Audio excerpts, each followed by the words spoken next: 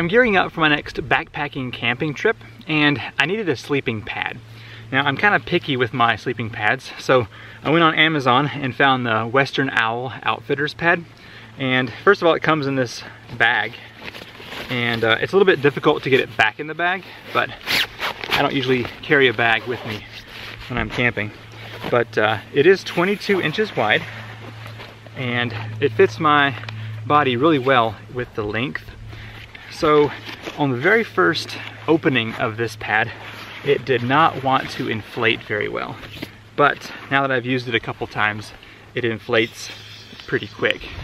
You can hear it. So let me lay this out and get a close-up for you. I'm gonna let this inflate for a moment and let's talk about it. So the reason that I'm picky is a couple of things. First of all, I'm not an ultralight backpacker, so a little extra weight for more comfort is okay with me. Now, this is a little bit heavy at a little over 2 pounds, but you get almost 2 inches of loft when it's fully inflated, and that is really important to me. It is not that same material as you'd find like on a tent, so it's quieter. And it also has a little bit more traction than some of those pads that are ultra light, and that is definitely something that's important to me. So the pad has pretty much reached its self-inflation level here. As you can see, it's a little over 1.5 inches. And what I like to do is add a couple more breaths to it.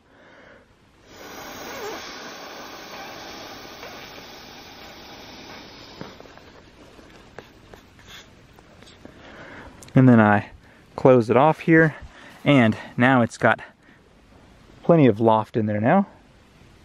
I'm 5'11", and this pad has about 1 inch on the top and bottom, so you're looking at roughly a 6-foot long pad. Now, it is only 22 inches in width, so as you can see, if I let my arms hang down, you're going to be touching the ground, which is pretty common in a camping pad. That extra width would add a lot more weight to this. So now, if you were a stomach sleeper, you might be even more on the ground than that. But I think for those of us who are back sleepers, you know, just put your pants or jacket there for your elbows and you'll be totally fine as far as width goes. The pad has holes cut in the foam for reduced weight, and also I think helps it to inflate a little bit quicker. As you can see, the light shining through the pad now. The material is thick and I would imagine not easily punctured. I would be comfortable with putting this out in the grass and not worry about putting a hole into it. It is kind of rough, so it's got some grip to it. It's not going to be sliding around either with a sleeping bag or on your tent floor. When I go backpacking, I typically don't take stuff sacks. So with this, I'm going to open the valve here, and whenever I close this up, I start from the bottom down here. And let me show you how small it gets whenever it's totally folded up here.